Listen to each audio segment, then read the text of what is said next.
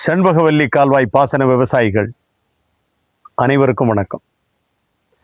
நிறைய பேர் கேட்கலாம், அப்படி ஒரு பாசனம் இருக்கான்னு கேட்குற அளவுக்கு இன்னைக்கு நிலைமை இருக்கு. செண்பகவல்லி கால்வாய்ன்னு ஒன்று இருந்துச்சு, ஆனா பாசனம் இருக்கான்னு கேட்குறியே, பாசன விவசாயிகள்னு சொல்றியே அப்படின்னு நீங்க நினைக்கலாம். ஆனா நீங்க இருக்கீங்க 250 ஆண்டுகளாக நம்முடைய முன்னோர்கள் வாழ்ந்த ஊரை ஒட்டி தான் அந்த தண்ணி ஓடிச்சு. கரிவலத்தில் ஐயா கருணாநிதி இருக்காரு, அந்த ஆத்துல குளிச்சவர். அவர் தான் சொல்லுவார், களத்துக்கு மேல தண்ணி போகும் அப்படின்னு சொல்லுவார். இன்னும் உயிரோடு இருக்கார் சாட்சிகள். இது ஏதோ வேத காலத்தில் ஓடிய நதி அல்ல. நம்ம காலத்துல நம்முடைய ஒரு தலைமுறைக்கு முன்னால் உள்ள நம்முடைய சொந்தக்காரங்க குளிச்ச ஒரு பகுதி கரிவலத்துல. இன்னைக்கு கரிவலத்துல தண்ணியை பார்க்க முடியுமா? முடியாது. விஷயத்துக்கு வரேன். சட்டமன்ற தேர்தல் வந்தாச்சு. வாசுதேவநல்லூரை உள்ளடக்கிய அல்லது வாசுதேவநல்லூர் சட்டமன்ற தொகுதியில் நிற்கக்கூடிய அத்தனை வேட்பாளர்களும் நாங்க செம்பகவல்லி கால்வாயில தண்ணி வர வச்சிருவோம். இது பார்லிமெண்ட் தேர்தல் வரும்போது இதே முழக்கம் கேட்கும். புளியங்குடி வரைக்கும் வாயை பத்திட்டு வருவாங்க நாடாளுமன்ற வேட்பாளர்கள். வண்டி சுப்பிரமணியபுரத்தை தாண்டியாச்சுன்னா நாங்க செம்பகவல்லி கால்வாய் மீட்காம விட மாட்டோம் அப்படின்ட்டுருவாங்க. இங்க நம்ம ஆளுகளும் வருஷம் என்ன செய்யுது, அல்வா கொடுக்க மாதிரி தான் சந்தோஷப்பட்டுக்கிட்டு ஐயோ செம்பகவல்லி தண்ணியை கொண்டு வரணும்னு சொல்லிட்டாங்க நாடாளுமன்ற வேட்பாளர், நல்ல ஆளா இருக்காங்கன்னு பத்திரிகை செய்தி வரும், தொலைக்காட்சி செய்தி வரும். ஒரு புலங்காகிதம் அடைந்து அடைந்து அடைந்து ஏமாந்து போய் கிடக்கிறது லட்சக்கணக்கான ஒரு கூட்டம். அப்போ இப்ப சட்டமன்ற தேர்தல் மறுபடியும் என்ன செய்யறாங்க, வாக்குறுதி கொடுக்குறாங்க. நாங்கள் ஆட்சிக்கு வந்தால் செண்பகவல்லியை மீட்போம். 62 இருந்து ஓடிட்டு இருக்கு கதை. நான் மீட்டுருவேன், நீ மீட்டுருவ, எங்க அப்பா மீட்டுருவாரு, பிள்ளை மீட்டுருவான், பேர மீட்டுருவான். நடக்காது. பொய்யான வாக்குறுதிகளை இந்த அரசியல்வாதிகள் கொடுத்து கொடுத்து சுதந்திர இந்தியாவில் 70 ஆண்டு காலம் அடிமையாக ஒரு கூட்டம் என்ன செய்யறான், நான் மீட்டுருவான் பாத்துக்கா அப்படின்னு சொன்னா, ஐயோ மீட்டுருவாரோ இவரு அப்படின்னு நம்பிக்கிட்டு கிடக்கான் ஒரு கூட்டம். இது நம்ப வைத்து கழுத்தை அறுப்பது. இதுக்கு வெக்கமா இல்லையா அதை சொல்றதுக்கு அரசியல்வாதிகளுக்கு? நாங்க ஆட்சிக்கு வந்தா செம்பகவல்லியை மீட்டுருவோம், நாங்க தேர்தல் அறிக்கையில சொல்லி இருக்கோம். வெக்கமா இல்லையா? மீட்க முடியுமா? என்ன நடக்கு கேரளாவில்? கடந்த 5 ஆண்டுகள் கேரளாவில் இடதுசாரிகளுடைய ஆட்சி, 10 ஆண்டுகள். இங்க 5 ஆண்டுகள் இடதுசாரிகளுடைய ஆட்சி.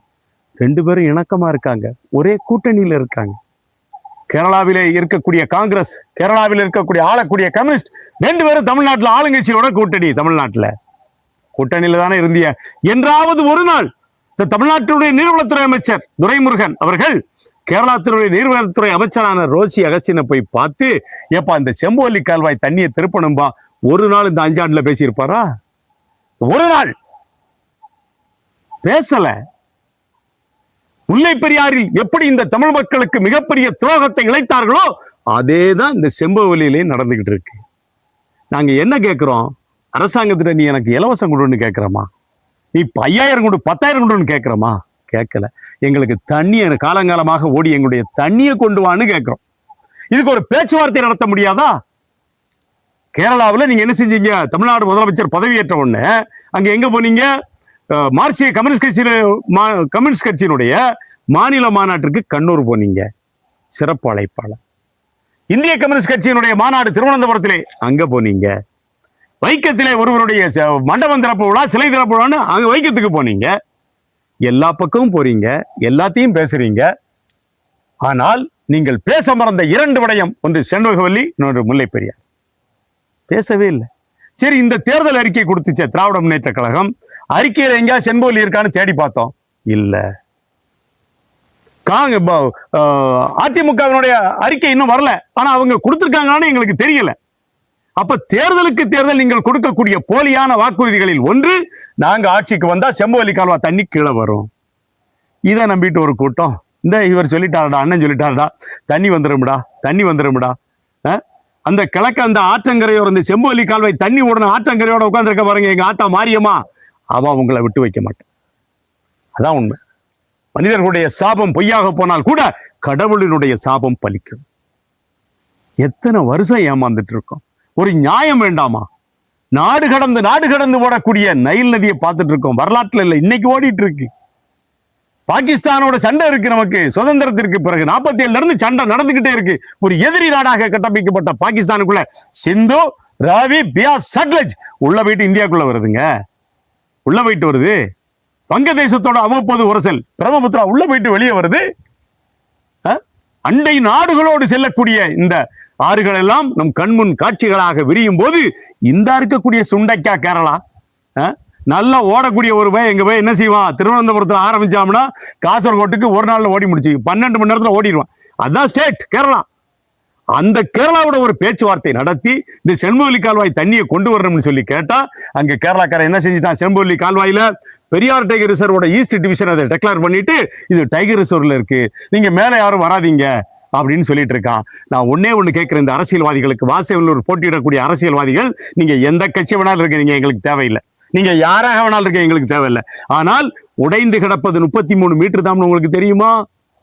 செம்புவல்லி கால்வாயில உடைக்கப்பட்ட பகுதி, வெள்ளத்துல உடைக்கப்பட்ட பகுதி வெறும் 33 மீட்டர் தான். இந்த 33 மீட்டர் கால்வாயை நீங்க கட்டுவீங்கன்ட்டு நாங்க என்ன செய்தோம், 60 வருஷமா காத்துக்கிறோம். இது உலகத்துல வேற எங்கேயா போய் சொன்னா காரி துப்ப மாட்டானா, நம்மள துப்ப மாட்டானா? 33 மீட்டரை கட்டுவதற்கு இவங்க என்னதான் பேச முடியும் சொல்லுங்க பாப்போம். இந்த 33 மீட்டரை கட்டினா இங்க 3 லட்சம் விவசாயிகள் பிழைச்சுக்கிடுவான். தண்ணி இல்லாம கிடக்கான். மனுஷனு தண்ணி தேவை இருக்குன்னு வச்சுக்கோங்களேன், அவருக்கு 20 லிட்டர் கேனை வாங்கி தண்ணியை குடிச்சுக்கிட்டு தான் இங்க வளர்க்கக்கூடிய ஆடு மாடுகளுடைய நிலைமை பரிதாபம், பரிதாபம். மனுஷனுக்கு கூட நீங்க தண்ணி வாங்கி கொடுக்க வேண்டாம், இந்த ஆடு மாடுகள் என்ன செய்யும், அழகா தண்ணி ஓடிச்சுன்னா அழகா தண்ணி குடிச்சுக்கிடும். மேற்கு சுதந்திரத்திற்கு பிறகு 1956 மொழிவழி பிரிவினைக்கு பிறகு கேரளத்தினுடைய மலை உச்சியிலிருந்து வந்துகிட்டு இருந்த அவ்வளவு தண்ணியும் நிப்பாட்டி மேற்காம கொண்டு போயிட்டான் கேரளாக்காரன். ஒரு சொட்டு தண்ணி கலக்க கிடையாது. எடுத்துக்காட்டுக்கு வச்சுக்கோங்க, இப்ப கடையத்துல ஆரம்பிக்கிறோம், அம்பாசமுத்திரத்துல வச்சுக்கிடுவோம். அம்பாசமுத்திரத்துல இருந்து தேவதான ராஜபாளையம் வரைக்கும் மேற்கு தொடர்ச்சி மலையிலிருந்து எவ்வளவு தண்ணி வருது சொல்லுங்க? ஒரு வருஷத்துக்கு வெறும் 10 டிஎம்சி கூட கிழக்க வரல. இதான் நிலைமை. ஆனா மேற்க என்ன செய்யுது, கேரளாக்காரன் என்ன செய்யறான், 2500 டிஎம்சி தண்ணியை கொண்டு கடல்ல விட்டுக்கிட்டு இருக்கான். ஒரு ஆண்டுக்கு 2500 முதல் 2700 டிஎம்சி தண்ணி கேரளாவுக்கு கடல்ல விட்டுக்கிட்டு இருக்கான், அரபிக்கடல்ல. நாம கேட்குது 200 டிஎம்சி. எங்களுக்கு செம்புவெளியில 10 டிஎம்சி போதும்டா, வருஷத்துக்கு 10 டிஎம்சி தாங்கடா, 10 லட்சம் பேர் பிழைச்சுக்குவானடா.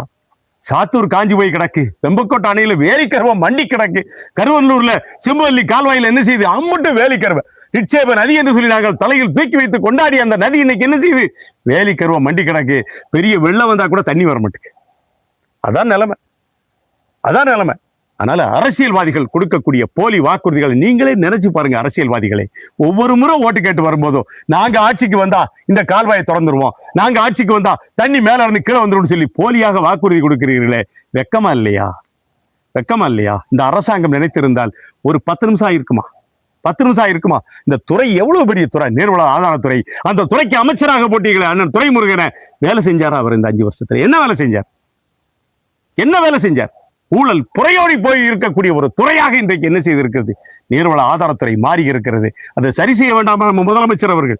இப்போ ஒரு போன் பண்ணி பேசினா போதுமே, ஏப்பா 33 மீட்டர் தோழரே பினராயி அவர்களே, வெறும் 33 மீட்டர் தான் உடஞ்சிருக்கு, சரி பண்ணுவோம், வாங்க உட்காந்து பேசுவோம், எங்க ஆட்கள்லாம் கத்திக்கிட்டு இருக்கிறான், பாவம் ஆடு மாடுகள்லாம் கத்திட்டு இருக்குன்னு சொல்லி சொல்றதுக்கு எவ்வளவு நேரம் ஆகும்? எவ்வளவு நேரம்? ஏன் பேசல? ஏன் பேசல? தேர்தல் அறிவிச்சாச்சு, இன்னமும் வண்டி நிக்கல, கல்லு மண்ணு போற வண்டி நிக்கல. கேரளா தினசரி 800-900 வண்டியில மிகப்பெரிய 40 டன்னை ஏத்திக்கிட்டு கேரளாவுக்கு போறான். இவ்வளவு பொருள் போகுது. ஒரு 10 டிஎம்சி தண்ணியை கேளுங்களேன். கேட்கறதுல என்ன சங்கடம் நமக்கு? அதனால அரசியல்வாதிகள் என்ன செய்யுங்க, போலியான வாக்குறுதிகளை கொடுக்காமல் இந்த அப்பாவிகளுக்கு வாழ்வு கொடுப்பதற்கு ஒரு ஏற்பாடு செய்யுங்க, புண்ணியமா போயிடும். நான் ஒண்ணுதான் கேட்டுக்கிறேன், இந்த சட்டமன்ற தேர்தலில் வாசவல்லூரில் நீங்க பிரதான கட்சிகள்லாம் நிக்கிறீங்க, இந்த வேட்பாளர்கள் நீங்க என்ன செய்யுங்க, இந்த போலியான வாக்குறுதிகளை கொடுக்காதீங்க தயவு செய்து மக்கள்கிட்ட. என்ன போலியான வாக்குறுதிகளை கொடுக்க. ஏன்னா இன்னொரு விஷயம் தெரிஞ்சுக்கோங்க, முதல் பெரிய விவசாய சங்கம் டெல்டா, 2வது பெரிய விவசாய சங்கம் முல்லை பெரியாறு, 3வது பெரிய விவசாய சங்க பகுதியாக இது மாறப்போகுது. செண்பகவல்லி கால்வாய் பகுதி மாறப்போகுது, பார்த்துக்கோங்க. கண்டிப்பா நடக்கும். இந்த தேர்தலில் அதனுடைய தாக்கம் இருக்கும். 48 கிராமங்களில் பிரச்சாரம் பண்ணு சொல்லி விவசாய சங்கம் முடிவு பண்ணியிருக்கோம். ஊரா போவோம், ஊரா பேசுவோம், நாங்க பேசுவோம். வாக்குறுதிகளை என்ன செய்யுங்க, உண்மையானதாக மாற்றி விவசாய சங்க பிரதிநிதிகளை சந்திச்சு செண்பகவல்லி கால்வாய் தண்ணீரை தமிழகத்திற்கு கொண்டு வருவதற்கான நாங்கள் வேலை திட்டம் வைத்திருக்கிறோம். எங்களுடைய கட்சியினுடைய தலைவர்கிட்ட சொல்லியிருக்கோம், நீங்கள் உத்தரவாதம் கொடுக்கிற வர உங்களுக்கு எதிராக வேலை செய்யும். அது என்ன வந்தாலும் பிரச்சனை. ஜனநாயக நாடு, தெரியுதா? விவசாயம் தான் அந்த நாட்டினுடைய முதுகெலும்பு. நாங்க சொல்லலை, நாட்டினுடைய தந்தை என்று சொல்லக்கூடிய காந்தியார் சொல்லியிருக்காரு, agriculture is the backbone of India. அந்த துறையில் நாங்க இருக்கிறோம். இந்தியாவில் செழுமை வாய்ந்த துறை, இந்தியாவில் அதிகமான தொழிலாளர்கள் வேலை செய்யக்கூடிய துறை. அந்த துறையிலிருந்து சொல்லுதோம் அரசியல்வாதிகள் போலியான வாக்குறுதிகளை கொடுக்காமல் ஆக்கப்பூர்வமான விஷயங்களை முன்னெடுக்க வேண்டும் என்று சொல்லி நல்ல நேரத்தில் கேட்டுக்கிறேன். கண்டிப்பாக எங்களுடைய பிரச்சாரம் தொடரும்.